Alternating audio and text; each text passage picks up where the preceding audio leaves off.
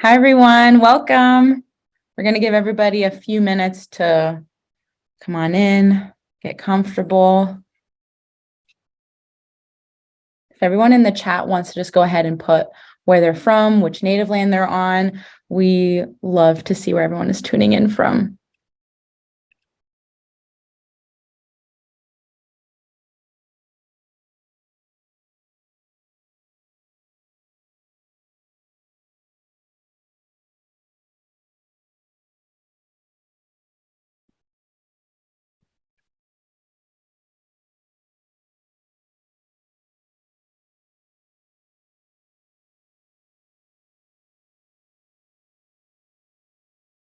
Hey, everybody. Welcome, welcome.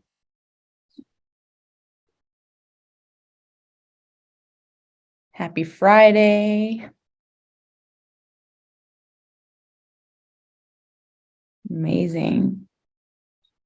Got our New Yorkers, Canada, Mexico. Beautiful.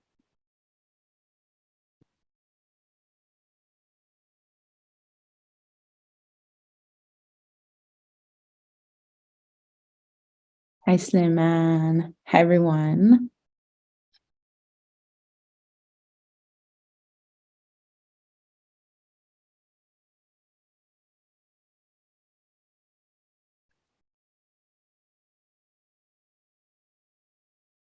Amazing. We'll give everybody a few minutes to get comfy, get their lunch, get their snack, hide away in their cubicle, wherever you're joining in from. Love to know where you're coming in from in the chat. Also, just a couple quick housekeeping things. As you're chatting with people, make sure that your button says everyone, not just hosts and panelists. Otherwise, it's just going to be me and AJ and the Slow Factory team seeing your messages. So if you want everyone to see, just make sure that you click everyone in that toggle down menu. If you need closed captions, they are in the bottom right, the CC button, just click that and you'll be able to see. Actually, here we go. Here we go. And Q&A, please feel free to just put that in the Q&A section. Questions are kind of hard to keep up with in the chat, but we still want to see all your beautiful thoughts in the chat as well, but just specific questions that you want Dr. AJ to get to at the end, just put them there and we will get to them then. Amazing. I think we'll give it one more minute and then we'll just dive right in.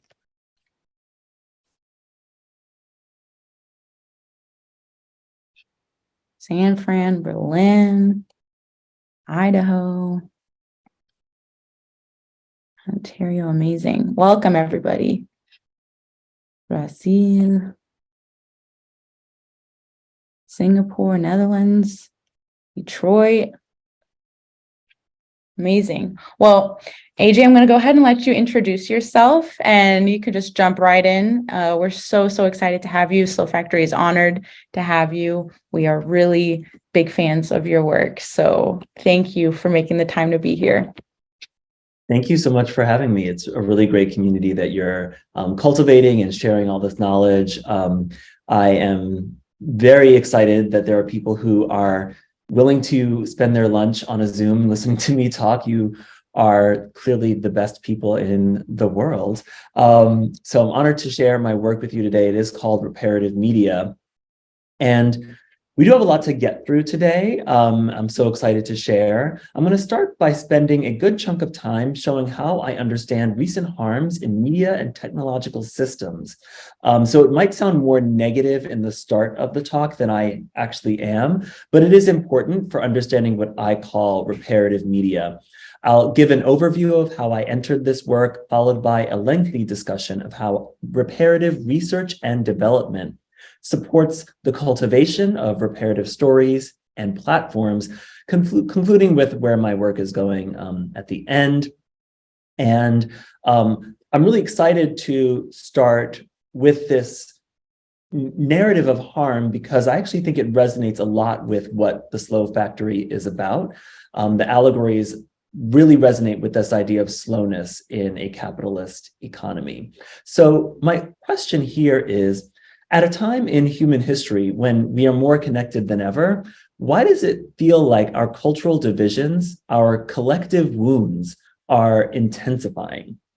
And I would say that here in the United States, at least, the systems connecting our cultures, media, technology, and information systems, are perpetuating harms.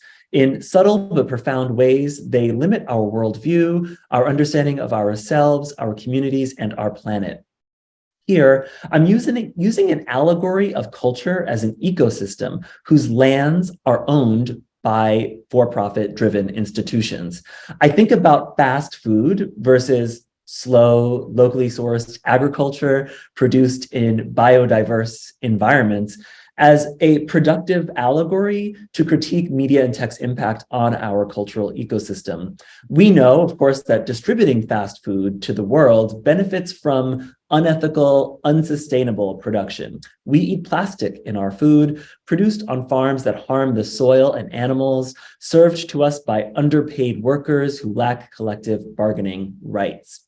Similarly, media companies distribute most of the stories that we consume, and they decide who gets to produce them, privileging what is fast, globally consumable, and profitable over what is slow, locally diverse, and sustainable.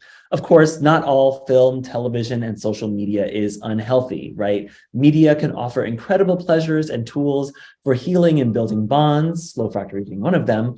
But do we have all the ingredients available for the most edifying, sustainable cultural diet? Our media and tech systems are prioritizing developing stories and platforms to target distinct audiences for profit, but our communities need to cultivate interdependence and solidarity to repair historical injustices that shape our current cultural and physical environment. Healing these injustices, including racism, misogyny, xenophobia, homophobia, classism, ableism, and other forms of hate, requires a specific method of repair, redistributing power more equitably to those who have been historically disempowered. I'm here to argue that artists and storytellers are community organizers and cultural healers in this environment. Their stories, essential technologies for cultural development and grassroots distribution, a key and underutilized method for systemic healing. So how do we understand media and tech industry's power and impact over the cultural ecosystem? Media industry scholars, which is how I identify, study the systems that structure the consumption of culture. Many media sociologists, from Todd Gitlin to Vincent Mosco to Stephen Vadenathan and like dozens of others, locate power in media and tech in their control over message distribution, how storytellers reach communities. Classically, in communication studies, where I got my PhD, we call this sender, message, receiver, but that obscures the central role that companies play as message distributors, buying or developing story ideas pitched by producers, who are the senders, to sell or distribute their stories on exhibition platforms for audiences who are the message receivers to consume. This profit from the sale of commodities, because they view audiences and stories both as products, is a fundamental source of power in a capitalist society, according to Vincent Mosco. So Netflix is perhaps the most well-known example of a global story distributor with over 200 million subscribers in nearly 200 countries. Netflix rose to power by combining a Hollywood, Southern California strategy of developing and owning expensive productions like HBO, which inspired Netflix early on, with Silicon Valley's Northern California big data strategy of automating content exhibition for audiences, more like open access platforms like YouTube. We'll be cycling around this cultural distribution process a couple times throughout the talk to show the range of impacts industries have on the cultural ecosystem and how we can use redistribution to repair these processes. So first, Hollywood. The rest of Hollywood is currently following Netflix's quest for fast digital distribution, having already secured significant ownership rights over what they produce, the stories, the films, the TV shows. Every global media conglomerate in the United States has a streaming video distribution platform to support their own productions. It seems audience options are going down every year, with cable channels like MTV, VH1, Showtime, swallowed by Paramount Plus, HBO and Discovery merging, and smaller channels like Starz and AMC that I think promote artistry and diversity are under threat of being acquired. FX president John Landgraf, who is TV's cable visionary, recently told Vulture, the publication, that he, quote, doesn't have any doubt that there will be a compact ecosystem that will reach equilibrium. Read, less competition and choice. The emergent streaming studio system is not yet as integrated as the classical Hollywood studio system of the early 20th century, but it shares some important similarities. Most important is the integration of production, distribution, and exhibition by an increasingly small number of large studios. The effects of this emerging ecosystem are evolving, but in the past few years, we can already see problematic developments for both storytellers, workers, audiences, and the broader cultural ecosystem. And in these slides, I'll be talking about recent problems, but in the end, I will address like a broader, deeper history of harm in media that informs all of these dynamics. So we see recently shows developed by and for historically marginalized audiences, from Black and brown people to even like adult animation fans, are getting canceled by distributors too early or even mid-production, while others are being pulled from platforms without notice. Creators who write our stories are facing pressures on job stability. Increasingly, they have no right to own their own intellectual property, their shows, nor profit from its global distribution, because these global platforms have absorbed the syndication or residuals market, the payments that go to writers after their shows are released over the years. This inequity in story ownership is particularly troubling when you consider that most women and people of color have historically had less access to owning their own shows, that Black people have been property, and that Indigenous people have had land stolen. Lack of ownership changes all creators' relationships to the stories they tell, since they neither have power to keep their shows on the platforms, nor do they get paid if it stays on the platform. And that might be why the Writers Guild is looking to go on strike this year. So we're starting to see threats to diversity and labor equality that coincide with industry downturns. This is very recent. So research at USC and UCLA has shown how much progress has been made in making sure that Hollywood writers, directors, and executives represent the country, but also how much more work needs to be done and how fragile that progress has been. The most recent Writers Guild data, for example, shows that while the number of women and minority writers has reached population size representation overall, they remain underrepresented at the executive producer level, who have the most power over the story and the most intellectual property ownership. Crew members, like camera operators or sound technicians who execute writers' visions, are in demand but disempowered. In a survey that I conducted of workers in Chicago, where many film and TV shows are produced, film workers said that they experienced harm in the industry by over 50%.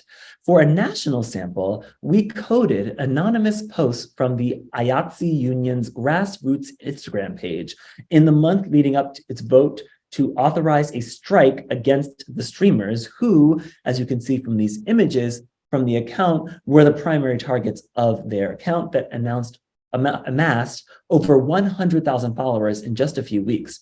We established 13 codes based on their accounts, including financial instability, issues with labor and financial distribution, poor leadership, physical health compromise, mental health compromise, long work days, which you can see in those pictures on the right, unfair compensation, threat of replacement, harmful effects on personal life, pressure from management, and support for the account.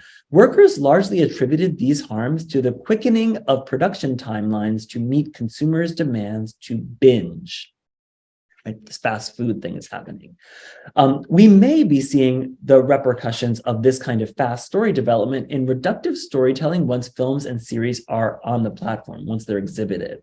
My lab conducted an analysis of, quote, Black Lives Matter playlists on streaming distribution platforms and found a strong plurality prioritized traumatizing narratives in the dark red, while the other plurality focused on extraordinary lives of overcoming suffering in the light red, giving a limited view of race focused on the sensational highs and lows, as opposed to the complex everyday, which is represented in the dark turquoise there, in the light turquoise there, giving, this is reducing the complexity of Blackness for non-Black viewers and traumatizing or rendering unrealistic the lives of Black people in their own eyes.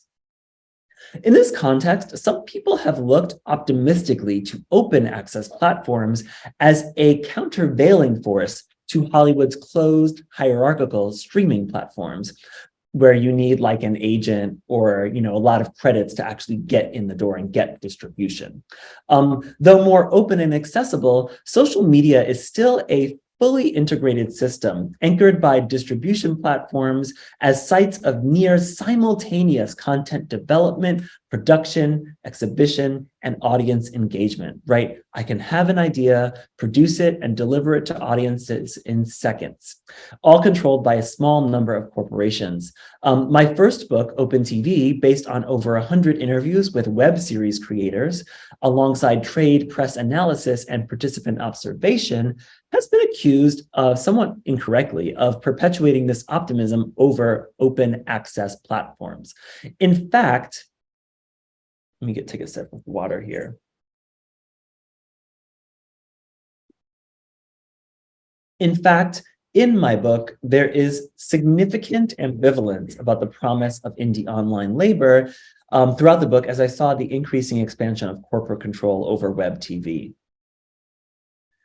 Where social media platforms offer largely free distribution to our cultural environment compared to Hollywood's closed system, they aggressively curate and censor what can be said and seen as they mine our interactions for data.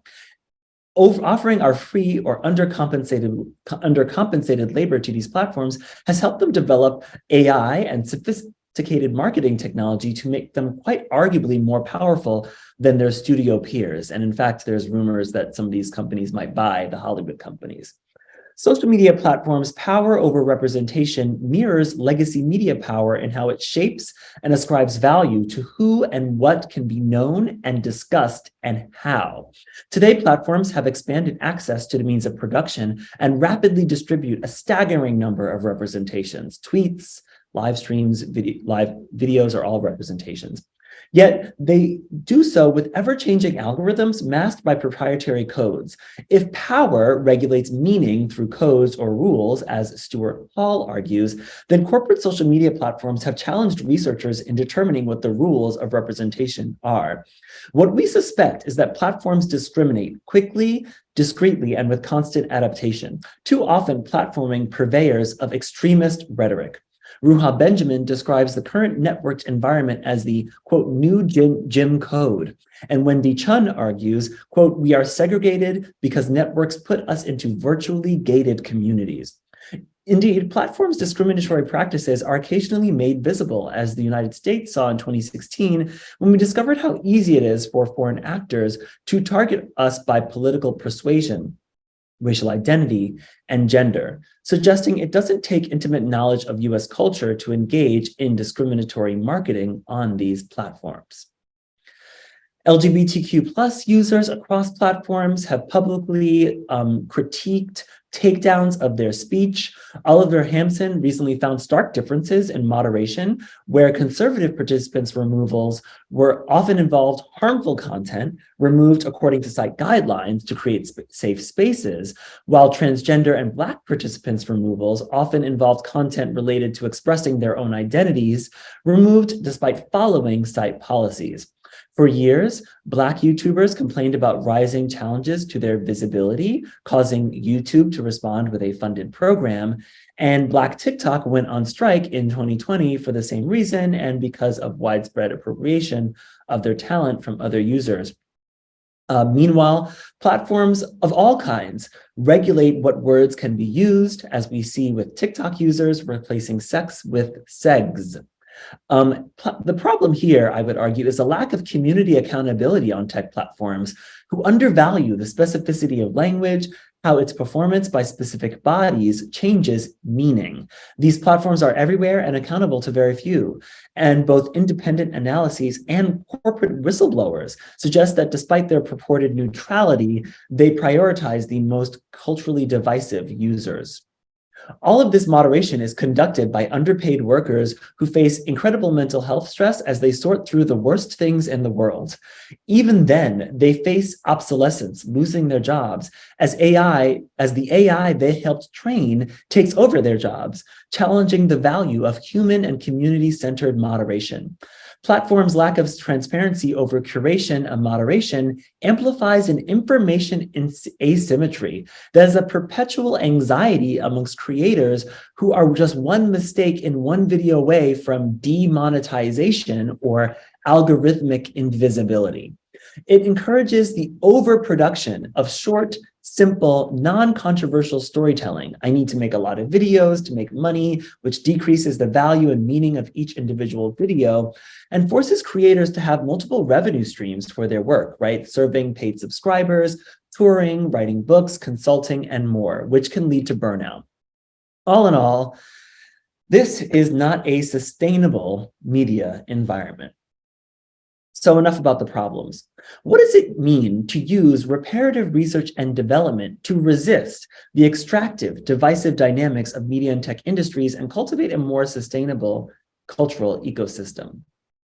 I came into this hypothesizing that a focus on repairing distribution using community-based research and development, even if and only a Band-Aid on an open wound, could at least offer a framework for critiquing these dynamics and for actively healing the worst effects of the streaming studio and tech systems. I focused on distribution because it connects the conception and production of stories to the audiences through platforms who distribute. Remember that in media and tech, it is the distributors who command power by brokering the exchange between sender and receiver. For me, any systemic intervention should integrate distribution into its conceptualization. In 2014, I saw an opportunity to experiment with a different way of distributing media. I was following historical trends that connect diversity and representation with changes in technologies of distribution, as described by scholars like Jennifer Fuller, Herman Gray, and others. Essentially, they found that the introduction of cable increased competition amongst distributors, or the cable channels, and therefore increased demand for Black and other edgy representations that could lure audiences from broadcast to cable channels. Seeing Netflix's early programming orders, I hypothesized that this would happen again with streaming and intersectionality, and I was right.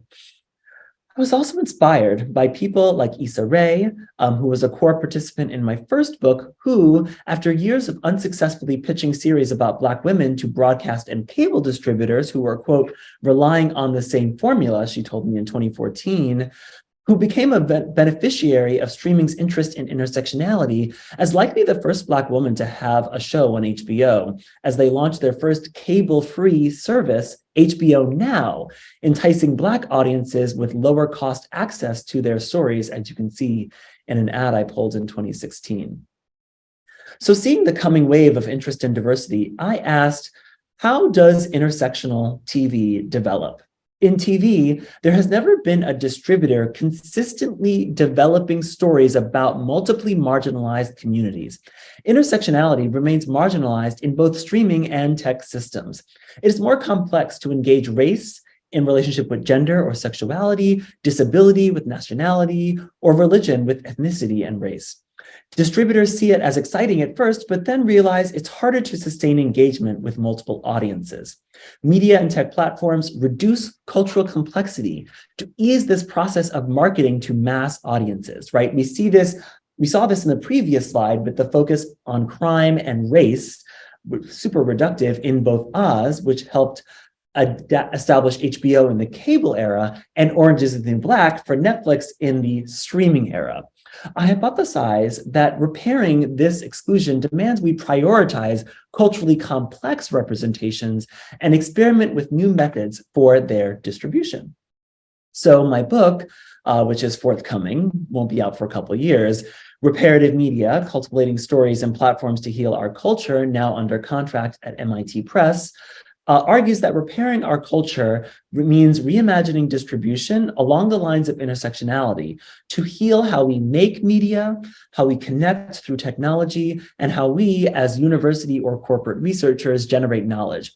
It's about the subtle, powerful ways that institutions harm how we see and value ourselves, but also how we can work practically towards reparation, locally sourcing stories and platforming repair at the individual, communal, national, and yes, even global levels.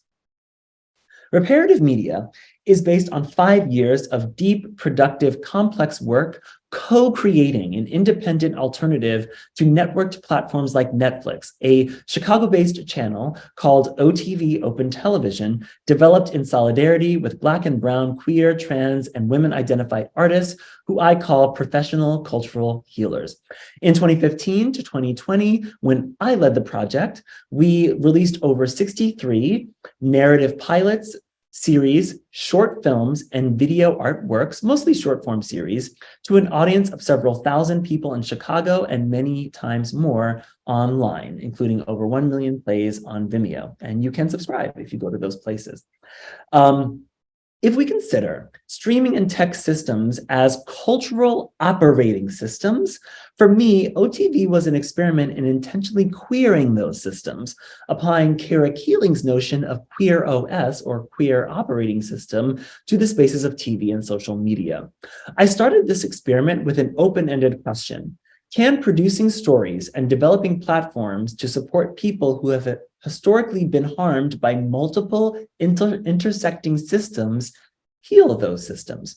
I have lots of evidence it does, and I'll talk about that, but for the real lesson for me was how practicing repairing systems demands we balance care for ourselves, our colleagues, and our community members in service of cultural transformation, and how challenging but rewarding that process is.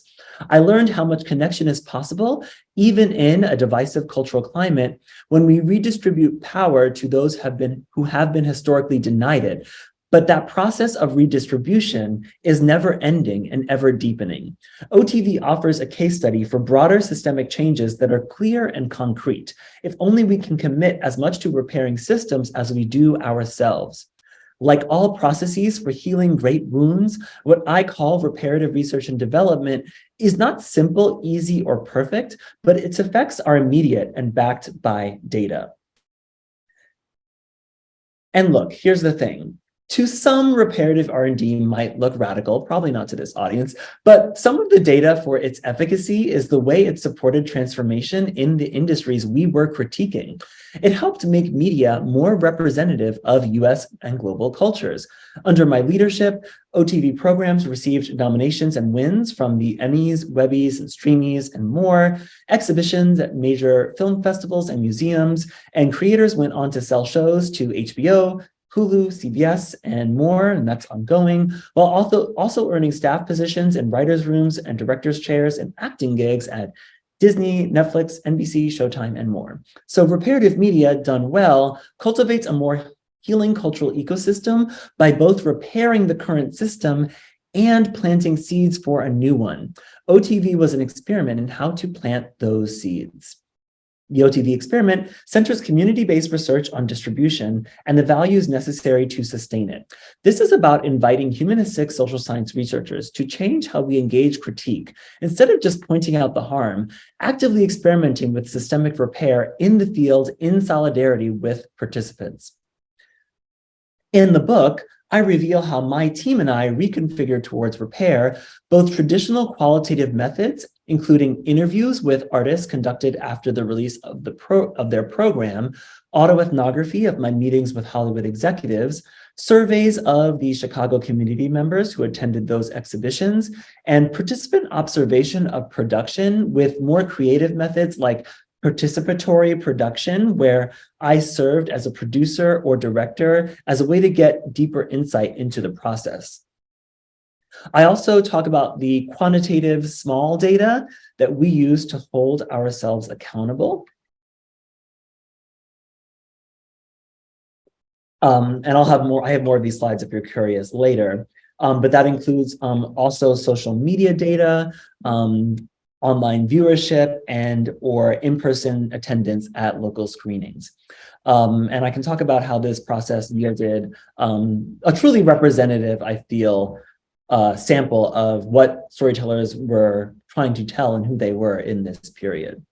Working in the tradition of community-based and locally specific research done with art and artists, beginning with sociologist W.E.B. Du Bois and anthropologist Zora Neale Hurston, OTV was a true experiment in open access data, designing for mutual benefit and power sharing, as evidenced by the fact that when I started to receive large grants towards the project, I was able to hand over leadership to the platform to my collaborators.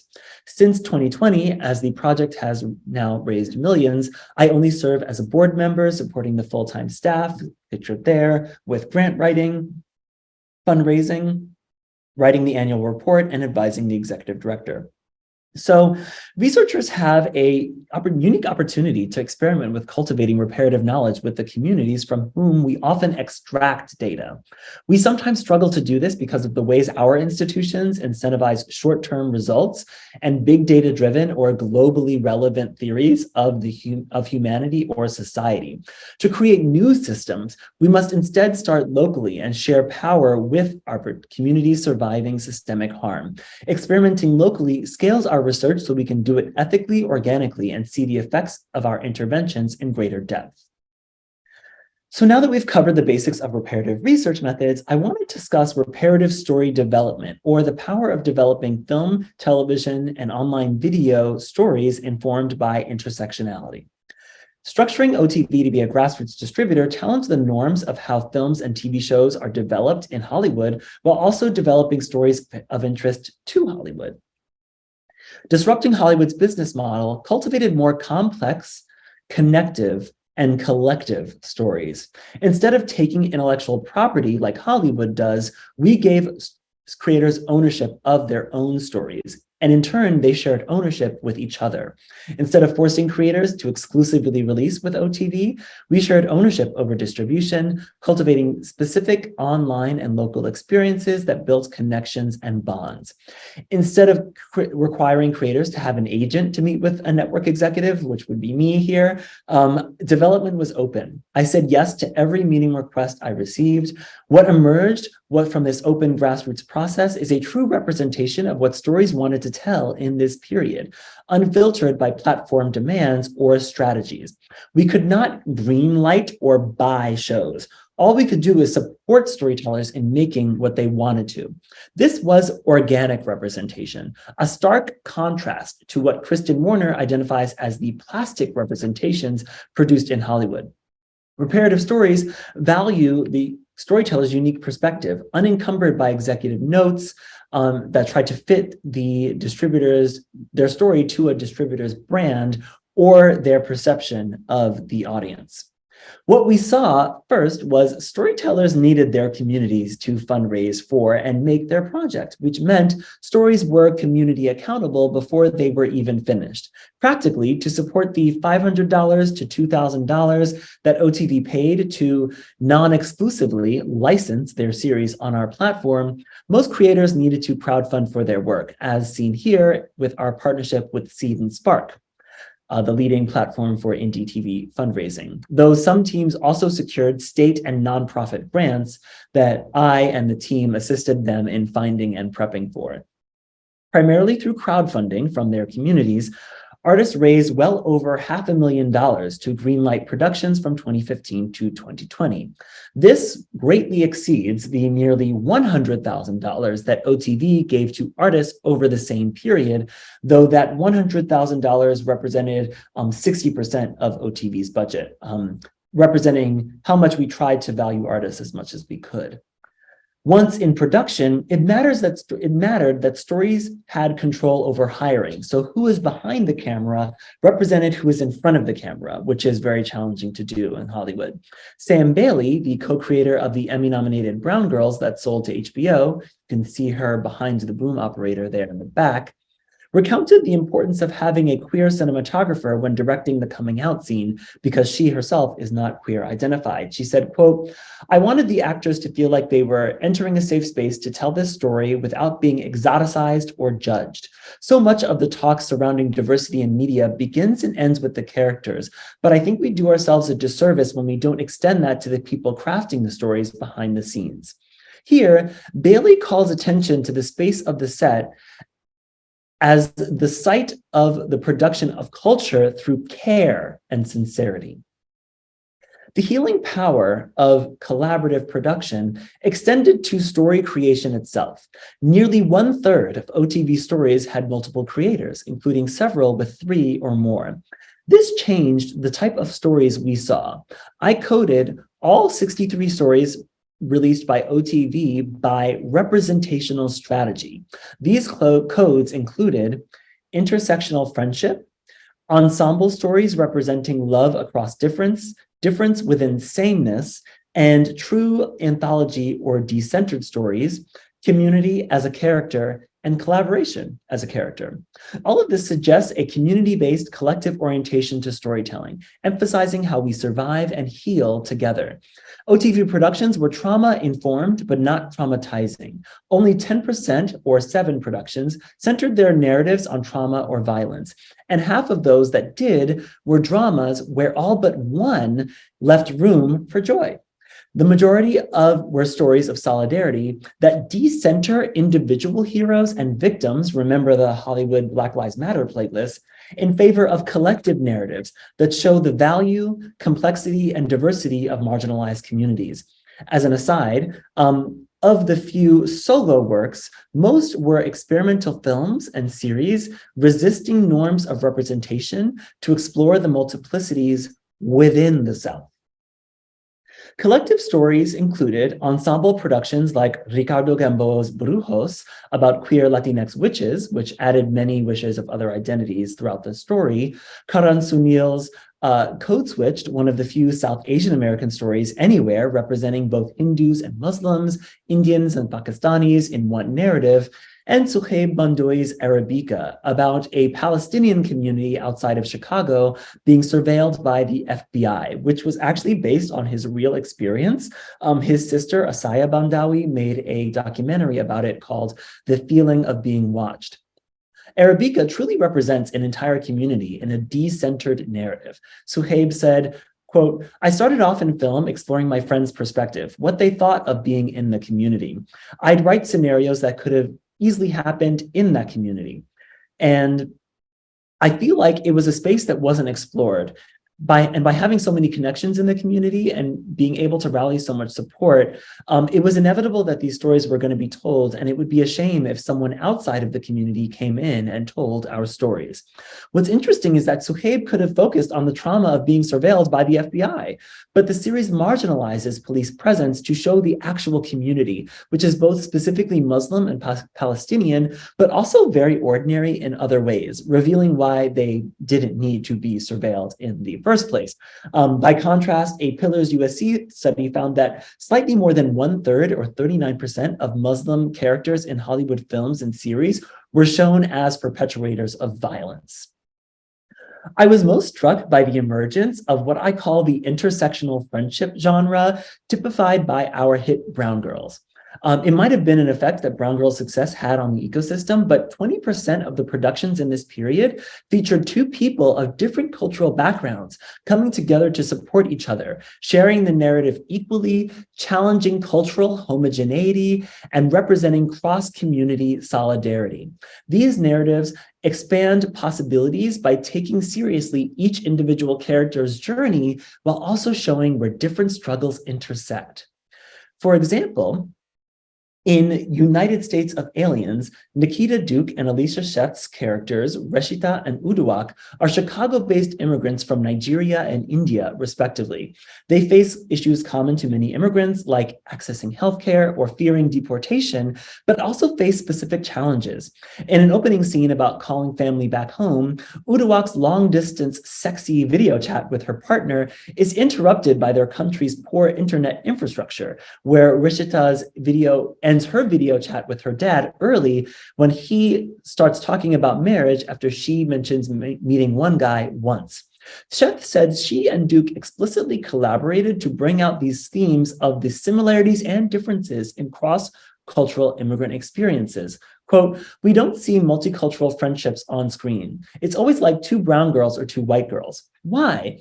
Because we live in a world where people of all backgrounds, of all races and ethnicities are trying to survive things together. It's almost like the support system that they're creating while surviving individual experiences. We see here the importance of solidarity as a framework for guiding collaboration and more equitably distributing ownership over the narrative." At the same time, we have to attend to harm in production, in indie and in corporate contexts. OTV has undergone a years-long process of more deeply understanding the challenges our artists are grappling with in indie productions. This work is challenged by low production budgets and staff capacity to support the most healing environments. As I mentioned, my lab surveyed Chicago's independent filmmakers. We interviewed OTV storytellers that released with us and surveyed them in collaboration with Black non-binary-led research firm MMG. And you can read this report. It's on the OTV website on our blog. It's called Lights, Camera, Harm. But some of the things that we recommend include slow down and make time for community building, intention setting, and brave space agreements at all stages of the production process. Budget for restorative justice, conflict resolution, and intimacy coordination, and other harm reduction roles, and scale back production ambitions to allow time for rest and reflection. If you give me one moment, I have to eat some nuts because my blood sugar is going down.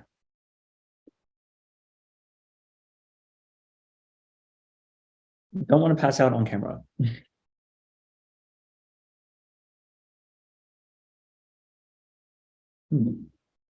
So now we'll go from story creation to release. Creators create community, not just content, and that is a key source of their power. That creators cultivate platforms for community is not new to the digital age. It's not new to Twitter or Instagram. Storytellers, artists, and entertainers have always brought people together. The ways TV shows and social videos are released in a digital context underestimates the cultural specificity of place and the complex practices necessary for sustainable community engagement. Tech platforms push towards binging, whether on Netflix or TikTok, and refining the process of content delivery on purely technical terms while neglecting the social and cultural specificity of engagement. This leaves communities hungry for deeper engagement, having us feel more divided as we watch in our private spaces. I found that in the age of global social networking, local community leaders can become global superstars, showcasing the hidden power of their art and community building skills at all scales of exhibition. At OTV, we organized local premieres for every work before publishing them online to contrast what was possible in real life versus online. At the simplest level, we found consistently that digital exhibition expanded the audiences of the local, right? Most of the time, views online exceeded the local audience.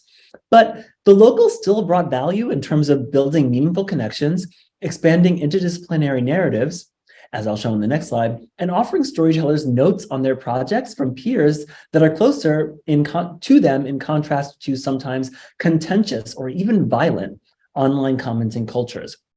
Drag queens and trans non-binary artists like Shea Coulee are well aware of this relationship of the local to the global. For decades, they have been local community leaders and now use social media to expand that globally, often battling a lot of hate from fans on social media platforms that is more rare on the local level.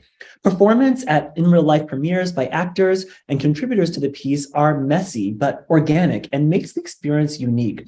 Film and television are the most interdisciplinary mediums.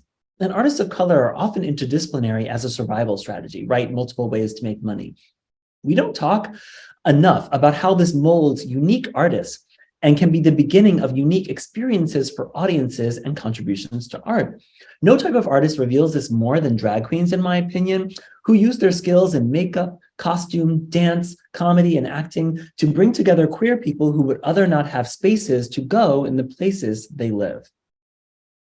Performance at IRL premieres by actors,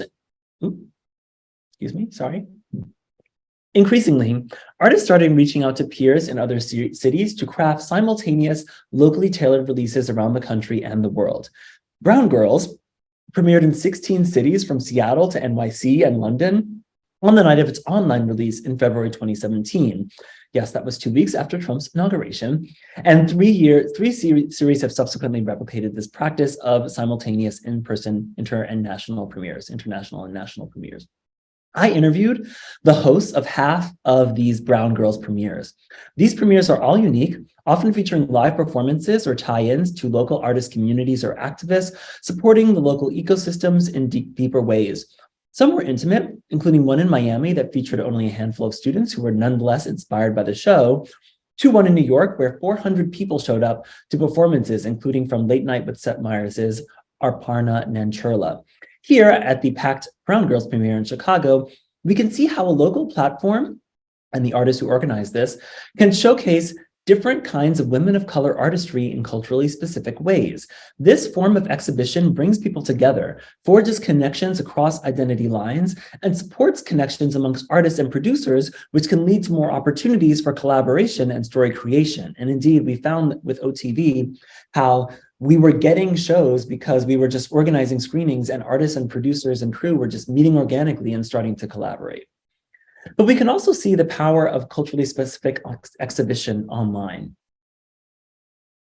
Here, on the same night as its 16-city locally curated release, we see a selection of a sample of over 1,000 tweets, how identity figures prominently in responses about the show, perhaps not surprisingly, given its name. I view the prevalence of identity here as reparative for its focus on how the specific intersections of historically marginalized identities create unique forms of solidarity in a corporate social media exhibition space that would reduce the interdependency of their identities for the purpose of algorithmic targeting, right? This was about Black and brown women, straight and queer, seeing themselves in each other. Audiences are clearly attuned and attracted to the messiness of how representations are cultivated in narratives, and their engagement reveals these interdependencies, which are often unpredictable, like using a bag of white bread to describe mainstream queer representation, in contrast to the plus-size Latina who opens Brown Girls' first episode, played by Melissa Dupree, now a recurring lead on Grey's Anatomy. So identity is critical to how stories circulate online. Communities are trying to find each other online, even as platforms might be segregating them away from each other. In an analysis of views from press and other websites embedding the trailers of the show, from Facebook and Twitter to Time Magazine to blackgirlnerds.com, we found that the scale of exhibition from identity-specific sites constituted a strong plurality of Brown Girls' views. With different communities coming together to watch the same show, this suggested that intersectionality resisted networked segregation to cultivate networked solidarity. For Brujos, identity-specific sites also exceeded loads on platforms. You can see here also how the artists themselves are key drivers because they represent identities intersections.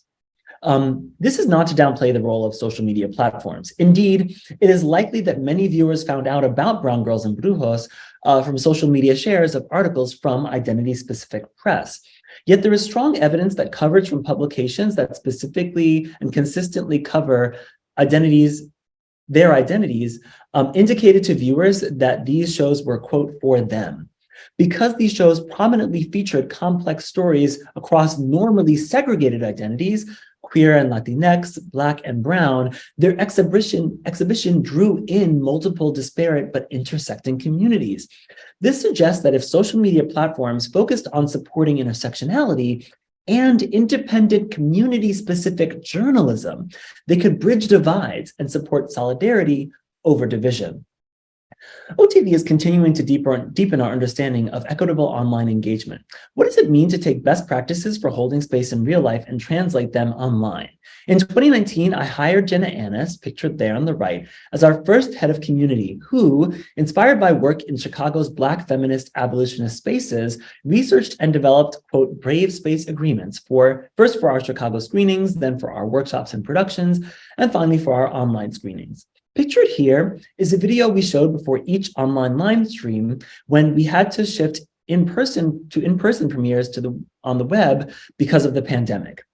So I'm going to play this video, and I want you to imagine if global social media platforms introduce themselves to new users by playing a video like this.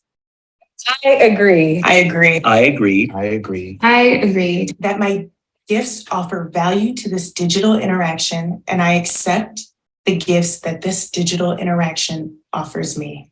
To recognize and embrace cultural differences while interacting socially on here. To be playful, if my spirit allows, and joyfully engage. There's power in transnational communion. I agree to struggle against Racism, transphobia, body shame, queer antagonism, Classism, Misogyny, ableism, homophobia, Xenophobia. shame, and other harmful systems. digitally, and always. I said digitally, and always. I agree to be accountable for what I do or say in this space and lead with respect. RESPECT. Find out what that means to OTV by going to weareo.tv/engagement. I agree to handle conflict with love. I agree to handle conflict with love. I agree to handle conflict with love and recognize that there is always room to disengage. Wouldn't that be nice to hear maybe before signing on Twitter? I agree to handle conflict with love. So in summary, this kind of reparative practice has limits in the present, and there's a need to investigate systemic repair. So I'm currently co-writing a short book with Dr. Khadija Costley-White at Rutgers on the concept of media reparations, which has been understudied just by growing interest in researching reparations, including in 2021 at the congressional level. We ask if there is utility in devising a broader, historically rooted framework for understanding harm in media. Khadija proposed investigating the themes of exclusion, extraction, and distortion over the last 100 years of US media, a period covering the emergence of mass-mediated, profit-driven systems. We also ask what a larger vision of media reparations might look like. The transformation of our media system into one that is more public or community-based through policies that repair the historical extraction, exclusion, and distortion of Black, Indigenous, and other marginalized communities, journalists, storytellers, producers, and distributors. Reparative media, on the other hand, is a framework for how to organize now with whatever we have to heal our media environment in absence of and perhaps in preparation for systemic change. It acknowledges reparation will be an ongoing practice, not an end goal, expanding beyond only material concerns to imagine repairing our culture. It honors storytelling as a technology for expanding our understanding of ourselves and our world, and platforms as critical technologies for distributing those stories. For this reason, repairing media is critical to repairing everything else that hails our society. From climate change to income inequality to identity-based hate, we will not repair harms to the environment or to people without a shift in consciousness in which media will necessarily play a part. I believe the reparative media framework moves us away from debates and reparations motivated by scarcity of who gets what from whom and how much, to an abundant, exciting project of reimagining how we care for ourselves as a locally accountable global culture. So where am I going with this work? Now that OTV has been fully funded and is independent, I am expanding research through my lab, the Media and Data Equity Lab, researching inequity in media and tech systems through traditional research. And I can say more in the Q&A about how our research reports, public programs, and creative projects are researching reparative media. I've also started a new company as of last week called Reparative Media Projects to develop public education and productions in the spirit of research creation. This is in part an effort to experiment with finding solutions to the challenges of doing this work, chiefly its sustainability. It's hard to be small and independent in a corporate controlled environment. I'm interested in the evolution of media, including Web3 and blockchain that promises the decentralization of distribution, as well as new grassroots organizational models for media development, all in preparation before I make my next intervention in creative development. I highly recommend checking out Detroit Narrative Agency's Reimagined Legal Framework, which they developed for film, but I think could be used for a lot of creative and collaborative projects. To investigate some of these new developments I'm releasing and have released the Reparative Media podcast, which is me basically doing my research interviews in public on Zoom. I'm interested in how the web is developing and what forms of organizing will be possible through blockchain. Blockchain technology supported by cryptography allows for the securing of digital intellectual property while allowing for its decentralized ownership and distribution. As I found with OTV, Web 2.0 has severe limits for allowing storytellers and ordinary users to profit from their intellectual property and data, largely because of the vast power of centralized social media distribution platforms regulating visibility through algorithms. In my first podcast released last week, I spoke to musician, singer-songwriter Tatiana De Maria, who has founded a platform for artists to claim more ownership over their work and control over their distribution. She believes that for music and even for film, blockchain offers new artist-friendly affordances. You can crowdfund the movies. You can have people that have shared ownership of the movie. You can have people vote on the movie. You can have people buy into characters. There's so many things that you can do. It took a long time for NFTs to catch on, and we're still figuring out adoption, right? How people can learn about the space and get comfortable with it. But it's not a different space. I think that's what I try and tell people.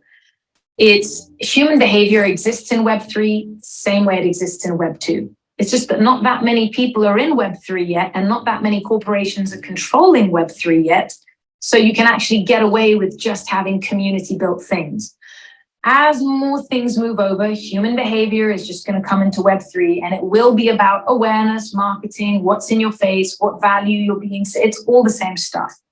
However, we have an opportunity now to simply not bring a lot of the problems that we're experiencing in Web2 into this new version of the internet and focus on ways we might be able to do things better or differently to help be creative with how industries will be run, for example, the film industry, and creative on how people make money, so how you're funding films or how you're funding music or how actors are making a living. I'll stop that there. I think I would want to end with the question of, can one do reparative media in the context of Web3 and AI? Can one do reparative media within a corporate context? I'm hoping reparative R&D and collaborations with artists can point to some answers. So in conclusion, artists are professional cultural healers and under-recognized innovators in systemic repair, whose stories are technology for cultural transformation. If the future of digital technologies will deepen its entanglement with property relations and the future of cultural production and social engagement inextricably linked with AI, artists and other creative workers will be critical partners in critiquing these systems and experimenting with strategies for harnessing community ownership and intelligence in service of healing our cultural environment. So thanks so much for listening, and I greatly look forward to your questions and comments. Wow, that was amazing. Amazing, AJ. Thank you so much. It was honestly a really healing lecture. It was like, I feel, and I think everybody else in the chat who's really kind of going in just feels really hopeful for the future of media, and that we can all kind of be a part of building something new and different than what we've already had and known. I want to be mindful also of your time, so just kind of diving into these Q&As. And what's kind of interesting is actually somebody asked a similar question to you about kind of how to bring these ideas into Web3 and AI. So I'm going to use names here. I hope that's okay. But Adela asked, how do you see AI like Chat GPT within the discussion, and how can we use this sort of tech for restorative comms? Yes, this is a great question. It's one of the most pressing questions of our generation, probably for the next several decades. Going back to that slide of like OTV was about repairing the current system and building a new one, I think we have to have that framework with AI, right? There has to be traditional activism that pushes against corporate power in AI. We know that these AI data sets are built on proprietary data sets that we don't know. We know that in those data sets, though, that there is harmful content, there is racism and sexism and transphobia and all the worst things in the world, because they used and they scraped like Twitter to inform AI, right? Or like our email exchanges and all these things. And it's really a shame and a testament to really poor governance that our governments did not regulate AI as they were developing this and forcing them to use community-sourced data sets, right? There are AI companies that are trying to decentralize how those data sets for developing AI, so communities can come together and actually train AI in ways that are useful to them. I think it's maybe Stability AI that's promising to do that, though, that's what they're saying. I don't know if that's true. But I do think we can't just turn our eyes away from it. We also have to use AI creatively to scale our community power, right? And there are really useful uses for AI. For one, being rapid and instantaneous translation, right? I think we will get better translation services with AI, and with voice AI, we will be able to have me speaking right now and actually have me speaking in another language, and like that can be automated, right? Like that's an incredibly powerful tool for global community building and really sharing best practices for building power. So that's just one example, but also for like creating things. There will be people who will use AI to create music for their films, right? Or to help write code to develop new websites, right? And we can use AI to scale our efforts so we can do what we do more effectively and reach our communities both deeper and more consistently. I would want to point out the work of AbTech in Canada. Jason Lewis and Scott Wanetti are Indigenous scholars who are obviously critical of AI and artificial intelligence, but also are using it and trying to think about how do we use Indigenous methods, right, to make sure that AI is in concert with our ancestral ways of moving and being. Oh, okay, I need that in a link with all of those. What's his name? And someone also just asked, what was the name? Jason Edward Lewis and ABTEC is the name of their lab. So yeah, it's Aboriginal Territories in Cyberspace is what AbTech stands for. It's abtech.org, and you can follow them there. It's amazing. Okay. Thank you so much. And that's really part of an interesting conversation. I forget which musician it was, but he was kind of having a rap off with an AI bot, and they used like inappropriate language and like used the N-word. And he was like, okay, but who is designing this AI? Like this is weird.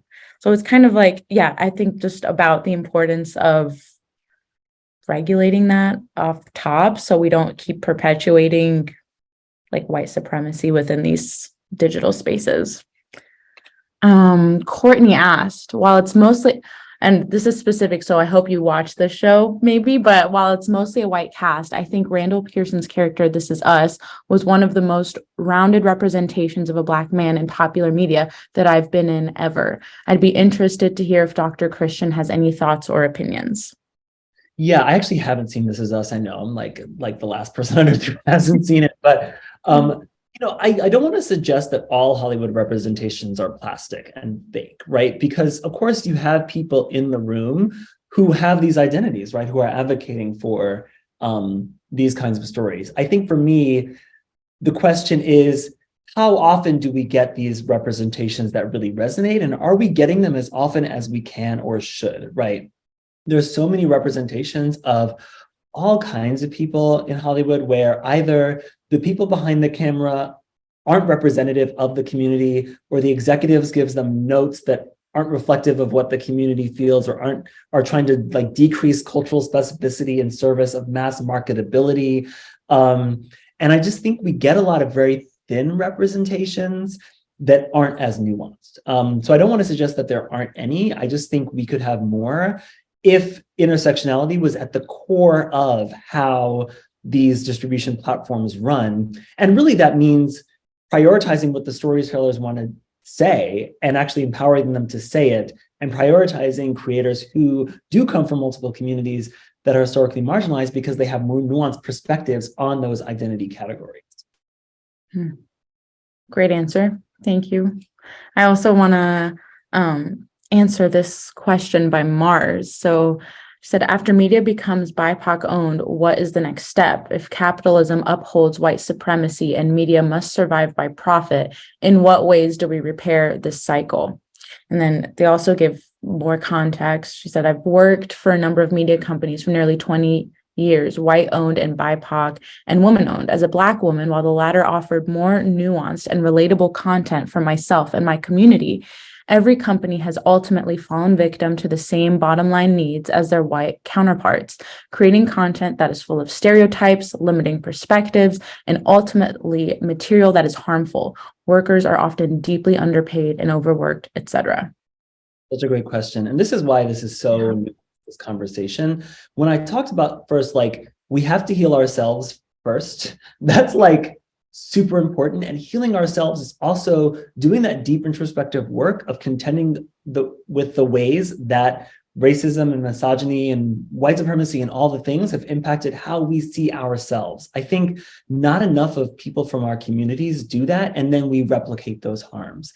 I also think, you know, when I talked about harm in production and having systems and processes in place in every organization so that restorative justice and going slow and harm reduction are built into how you work as an organization is a way to resist those kinds of white supremacist capitalist dynamics in your operations, right? And a lot of it is really simple stuff. So I'll be vulnerable here, and this will be in the book. You know, when I was running OTV, I was on tenure track at this university, and I knew I needed data before I went up for tenure to like get promoted, right? And I thought I was going slow. I thought I was being community accountable. And, you know, we did fine for a few years. And then I realized like there were just these like little tensions and conflicts bubbling up. And I was like, what's going on? And it made me realize, oh my gosh, I've actually been going really fast. You know, like I think we all struggle to understand like how much like capitalism's like time-based logics like is just embedded into how we move because it's everywhere.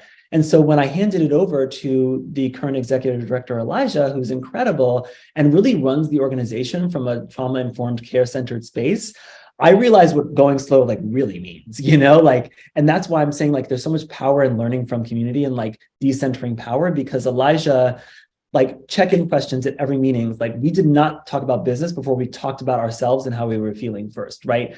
Obviously things like unlimited vacation and sick days and like constantly checking in about capacity and constantly checking in about people, how people were feeling about the work, and really creating a space of radical vulnerability and honesty where people can say, this is problematic, or this made me feel some type of way, right? I think these are like the basic tools.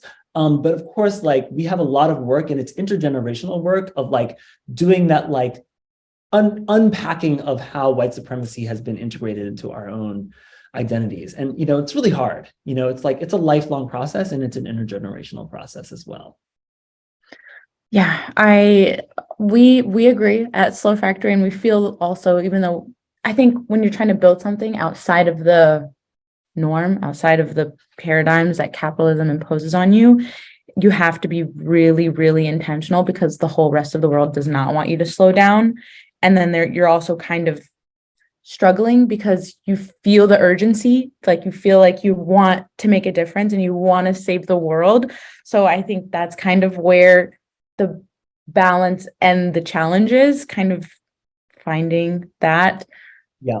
Also, by the way, I should also say it's important if any of you are dealing with like, especially like white nonprofit funders or whatever, that you push back on them. Like that's something that I didn't get to do this because when I was running it, there were no funders, and then Elijah took over when there were funders, but I seen them like set the terms of engagement for the funders, set expectations, and don't be afraid to stand in your power when you're dealing with people who are funding you. Like you have to let them know like, hey, us going slow and not having these kinds of metrics that you want to see in this time period is part of the work that you're funding, right? Like if you're funding social transformation, that is the social transformation that we are funding, and be very explicit about that. Received. And I'm sure a lot of people did too. Ooh. So many really good questions here. I don't know if you want to also open up the Q&A and see if any like really speak to you, because there's a lot of juicy ones in here. Like rapid fire some things. Yes. Okay. So how do we engage with the participatory production without coming in as the white savior? You want to make sure that if you are documenting people, that you are empowering them to make critical decisions and you're checking in with them constantly. I think that Detroit Narrative Agency Reimagined Legal Framework is super critical, and they really worked out all of that process for you. So definitely look that up. And if you go on my lab website under programs, I have some short videos where they just explain the process in like 5 minutes. Do I see any traditional Hollywood media or streaming companies moving to adopt reparative media as a strategy? Not really. It is becoming more common in Hollywood to have some more bureaucratic roles for reparative media, like intimacy coordinators, right? And like conflict mediators and that sort of thing. And you have certain shows that are produced in different ways, like Random Acts of Flyness on HBO, I think is a really critical one. So it's happening, and I think some more creators are pushing it, but it's really hard because you're super disempowered with these distributors. How can one submit to OTV? That's super easy. I'll drop the link in the chat. We do accept submissions. Please do submit your work. Can I talk about how my team read for trauma in the Black Lives Matter analysis? Yeah, we're still doing that analysis, but basically we watched the trailers of those things. And I asked my undergraduate coder to ask if in the narrative of the trailer, is trauma positioned as central to the narrative versus is joy positioned as central to the narrative? We couldn't decide if it was one or the other, that was the life category. And then what she found was, basically in that category of where it was neither trauma nor joy, it wasn't clear. Most of those stories were because they were either documentaries or biopics of like famous Black people, right? So you got the full range of life, but it was only for people who were already like super important, and it was not for like ordinary Black people. So that's how those were identified. Let me see, they're coming in and I'm kind of like missing. There's Yeah. one question I think I've seen in kind of different forms throughout. So maybe like one blanket of it is, how can we create these types of intentional intersectional stories in all areas of our lives or professional lives in industries outside of media? And somebody also asked on a tangent is different types of media also. So that's kind of, I'm like mashing those together. Yes.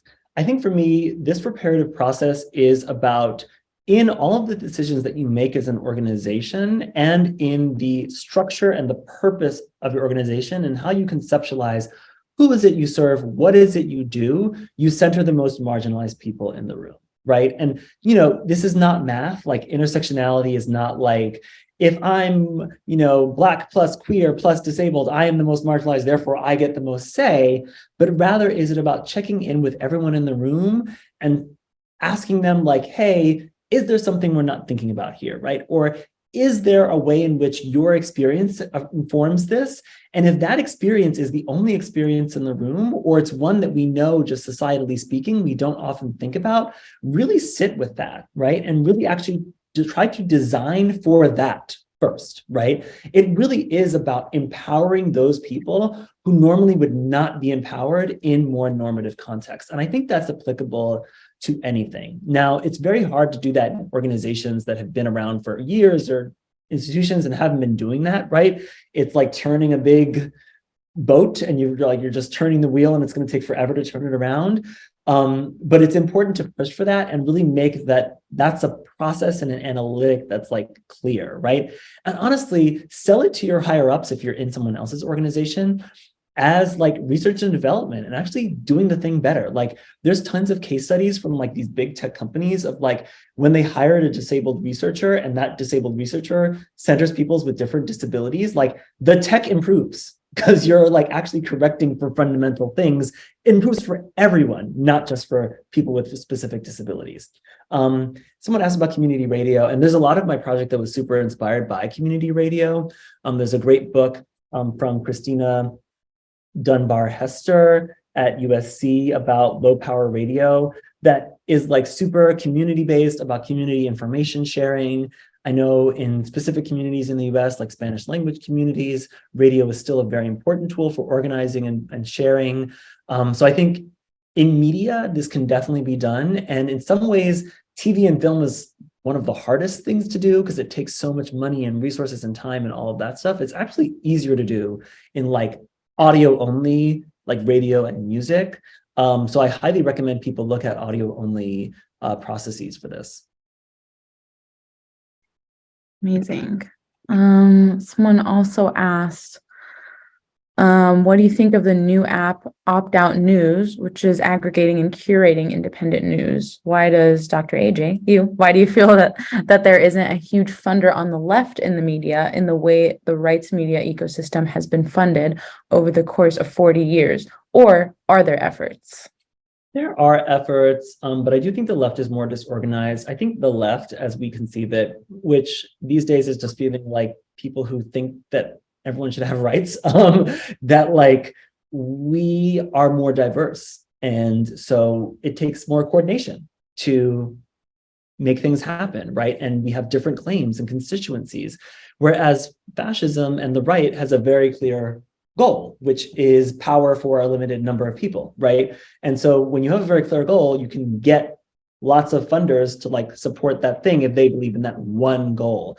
I think what a lot of us exposed in this talk, right, is that there's actually, when you take an ecosystemic approach to culture, think about the jungle, think about nature, right? There's multiple competing claims on land and property and space and power, right? And that is natural, right? And what we're seeking is a way in which we as humans can coexist equitably while also being able to do what our communities need, right? And so you're not going to get, I mean, you have like George Soros or whatever, right? But it's going to be very hard to be like, this is the solution, right? It's actually about the multiplicity of solutions. And I saw a really great question. Oh, the global question. So yes, it's heavily based on obviously US because I'm all about size specificity and local accountability, and I'm here in Chicago.